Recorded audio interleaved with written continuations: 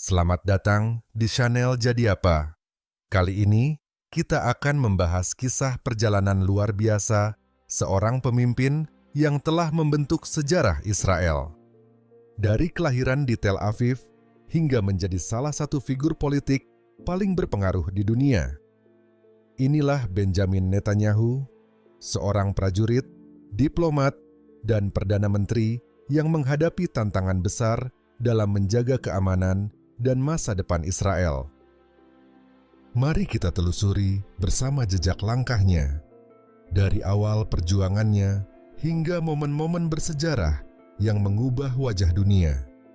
Simak kisah lengkapnya hanya di sini.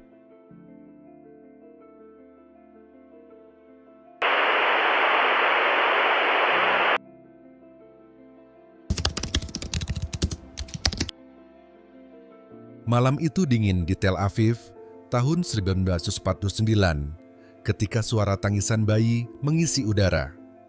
Benjamin Netanyahu lahir di tengah masa penuh harapan dan kecemasan bagi Israel yang baru saja berdiri. Lahir dari keluarga intelektual yang berdedikasi pada perjuangan Zionisme, ia tidak bisa menghindari takdirnya. Takdir yang akan menuntunnya menjadi salah satu pemimpin paling berpengaruh di tanah Israel. Ayahnya, Ben-Zion Netanyahu, adalah seorang sejarawan Zionis terkenal. Ia tidak hanya seorang cendekiawan, tetapi juga seorang pria yang keras, dengan visi tegas tentang masa depan Israel. Ben, begitu ibunya sering memanggilnya, tumbuh dengan mendengarkan percakapan mendalam di ruang keluarga tentang sejarah Yahudi, tentang perjuangan, tentang kebanggaan, dan tentang masa depan yang tak bisa dicapai tanpa perjuangan. Namun, kehidupan kecilnya tak sepenuhnya tentang politik dan ideologi. Di usia mudanya, Ben adalah seorang anak yang penuh rasa ingin tahu. Ia menyukai petualangan, bermain di padang pasir, dan berteman dengan anak-anak dari lingkungan sekitarnya.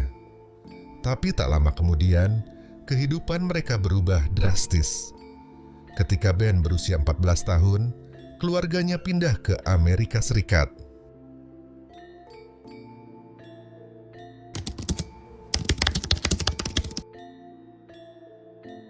Pindah ke Amerika bukanlah keputusan yang mudah bagi keluarga Netanyahu, tetapi itu merupakan langkah strategis yang diambil ayahnya.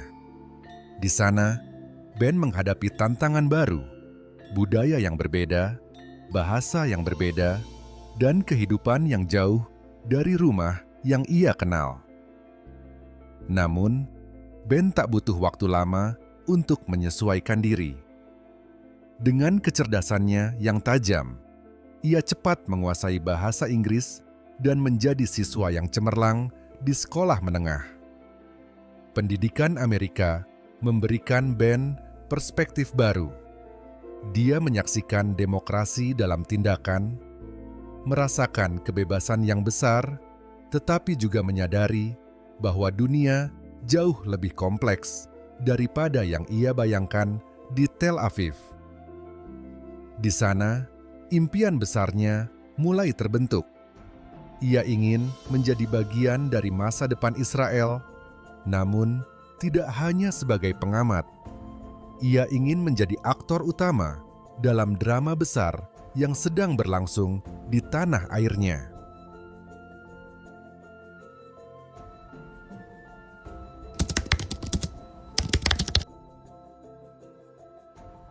Di usia 18 tahun, Ben memutuskan kembali ke Israel. Kembali ke akar Zionisnya, ia langsung mendaftar di Angkatan Pertahanan Israel. Ia tidak hanya menjadi tentara biasa. Dengan bakat kepemimpinan yang mulai terlihat, ia terpilih menjadi anggota unit komando elit Sayeret Matkal. Dalam unit ini, Ben menemukan dirinya terlibat dalam operasi-operasi militer yang rumit dan berbahaya, seringkali berhadapan langsung dengan musuh Israel. Namun, salah satu peristiwa yang mengubah hidupnya selamanya terjadi di Uganda pada tahun 1976. Yonatan, kakaknya yang ia kagumi, tewas dalam operasi NTB saat menyelamatkan Sandera dari teroris. Yonatan bukan hanya seorang kakak bagi Ben, tapi juga mentor dan pahlawan. Kematian Yonatan mengguncangnya hingga ke inti, namun juga memperkuat tekad Ben untuk berjuang demi keamanan Israel.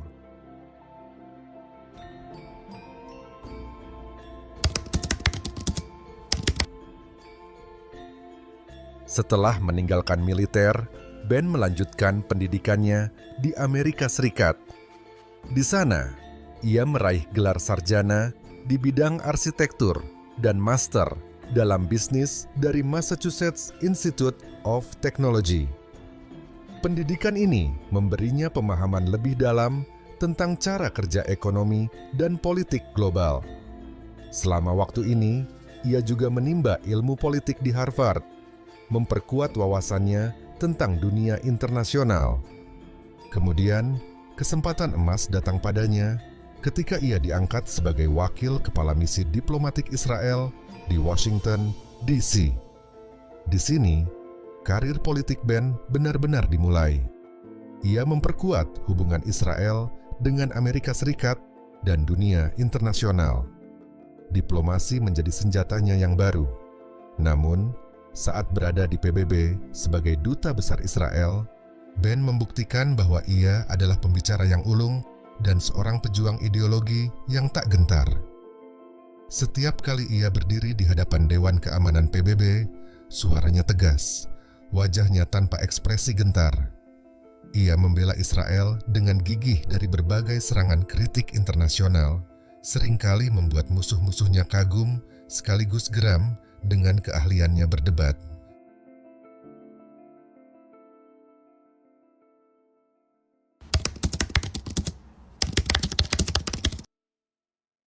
Pada tahun 1988, Ben memutuskan bahwa waktunya sudah tiba untuk terjun ke politik Israel.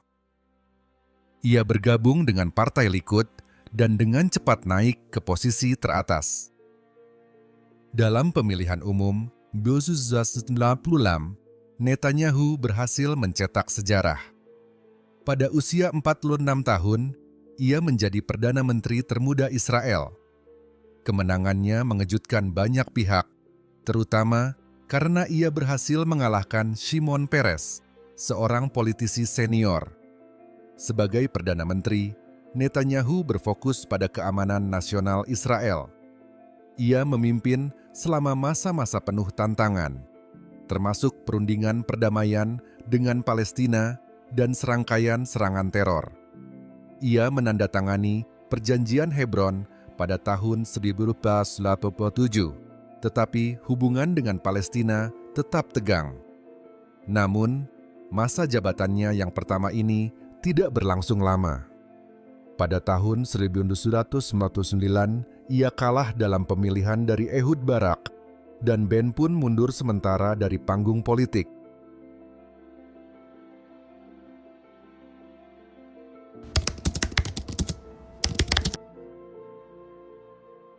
Netanyahu tidak bisa menjauh dari politik untuk waktu yang lama.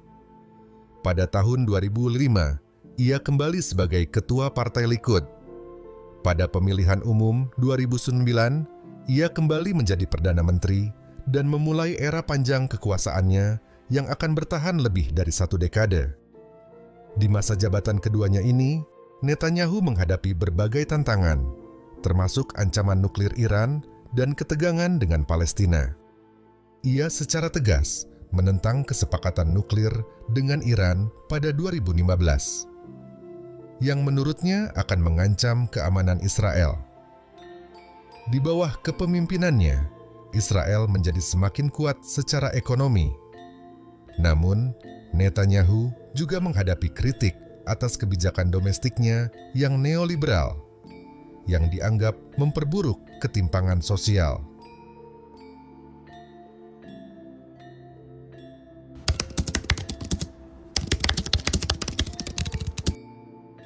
Tahun 2020 menjadi salah satu momen terbesar dalam karir politik Netanyahu ketika ia berhasil menormalkan hubungan dengan beberapa negara Arab melalui Perjanjian Abraham.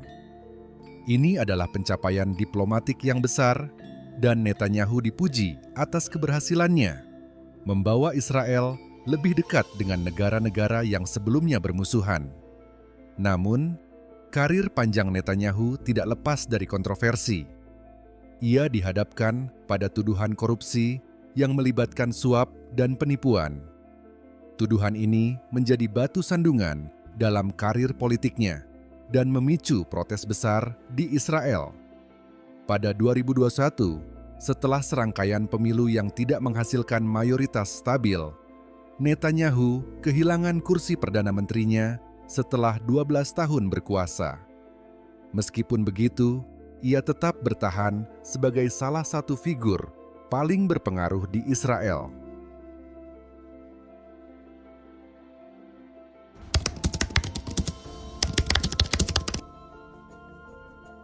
Benjamin Netanyahu, pria yang lahir di tengah konflik dan perjuangan, terus menjadi sosok sentral dalam politik Israel. Ia telah menghadapi perang, negosiasi damai, tuduhan korupsi, dan kritik yang tak henti-hentinya.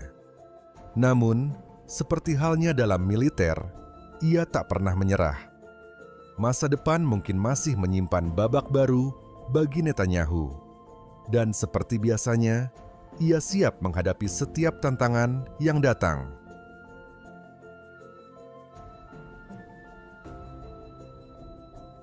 Demikianlah perjalanan hidup Benjamin Netanyahu, seorang pemimpin yang tak pernah menyerah di tengah badai tantangan dan kontroversi. Dari masa kecilnya yang penuh harapan hingga menjadi figur sentral dalam politik dunia, kisahnya mengajarkan kita tentang tekad, visi, dan keberanian. Terima kasih telah menyaksikan kisah ini. Jangan lupa untuk like, subscribe, dan nyalakan lonceng notifikasi agar tidak ketinggalan cerita-cerita inspiratif lainnya. Sampai jumpa di video berikutnya.